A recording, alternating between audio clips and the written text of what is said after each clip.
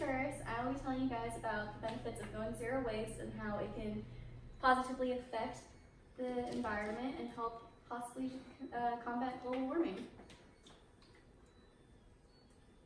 So the main points of this speech is to educate on the harm of plastics on the ocean, how it affects the ecosystem and whatnot, and like for instance, like sea turtles mistake plastic bags as jellyfish and eat that, and it ends up destroying their stomach lining and whatnot, and then just making them die because they can't properly digest plastic, obviously.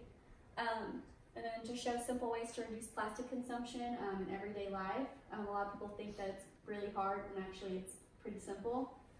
And then to hopefully convince at least one person today that they should, or to change like their everyday habits of, you know, using plastic or using, you know, a reusable item instead of just a single-use item. So everyone knows global warming is killing our oceans. Global warming is killing our ecosystem, and the use of non-reusable items is part of the demise. If you look in a lot of the oceans, there's a lot of plastic, or even just if you go to a lake or a creek, more than likely on the bank of it, you'll see like plastic bags, plastic bottles, because people are lazy and don't like to recycle, even though it's a simple thing to just put it in the recycling bin rather than, you know, throw it in the trash can. A lot of places nowadays, like Target, has different like little trash cans. They have like one that's for trash, one that's for metals, one that's for plastics, and then one that's for cardboard. And it's really cool to see that a lot of places nowadays are actually trying to put forth the effort to kind of combat the recycling thing.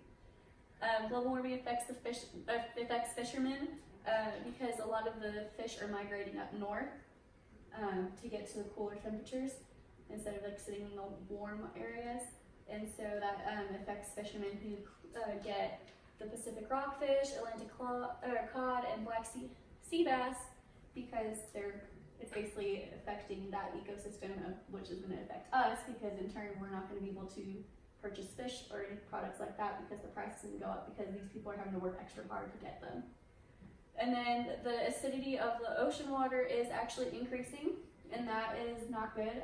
It's increased by 25% in the last couple of years. This affects any kind of animal that uses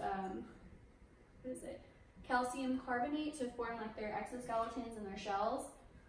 Because of this, animals like lobsters or starfish or even the coral reefs, which everyone knows coral reefs are in danger right now, that is basically we're watching them basically get destroyed and not be able to successfully survive in the environments that they live in. And then the reasons we need to reduce plastic consumption, the emissions that it causes to like produce plastics and even to recycle plastics is really bad, and is really bad for, you know, it's a greenhouse gas and it's not good. It's basically ruining the ozone. Plastic doesn't break down as fast as other biodegradable options. And then again, this causes like for sea turtles to like get stuck with like straws up their noses. Everyone's seen that video on Facebook of like the people pulling the straw from the turtle's nose. It's really sad. And then many companies are switching to plastic to cut costs. A good example is Snapple used to come in the glass bottles. They now come in plastic, which is a cheaper alternative, but in turn is actually hurting the environment, which is going to be in turn hurting us. Here's just a little video. So we need to start using metal straws in 2019 because, honey, we need to save turtles, because without turtles,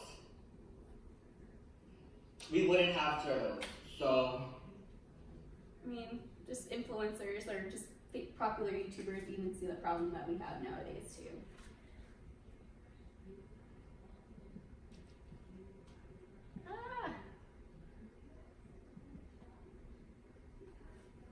And then the basic ways to help reduce plastic and save the environment, use the 3 R's, reduce, reuse, recycle.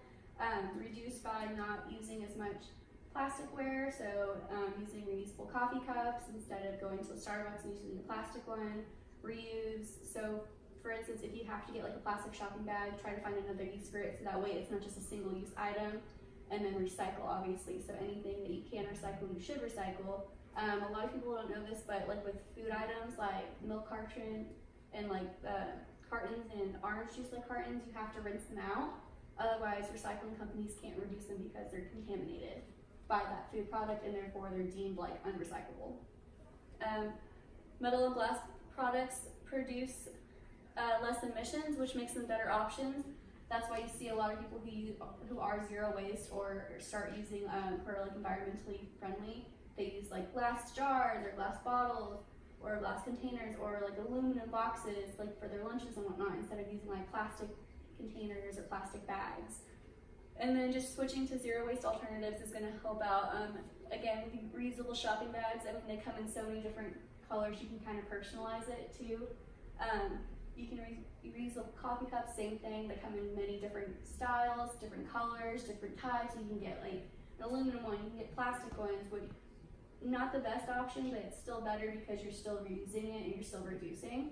And then glass is obviously a good product as well. And then just like metal straws, a lot of people are switching to metal straws because A, they're a little bit more convenient. Some people don't like using regular straws because they don't have like the little curve, and obviously you can get like the straws, you can get them either straight or with the curve. So it just kind of helps out the overall environment by switching to those easy alternatives. All right. Hopefully I was able to educate you guys on some zero waste and or, environmentally friendly ways, and hopefully you'll think more conscious decisions.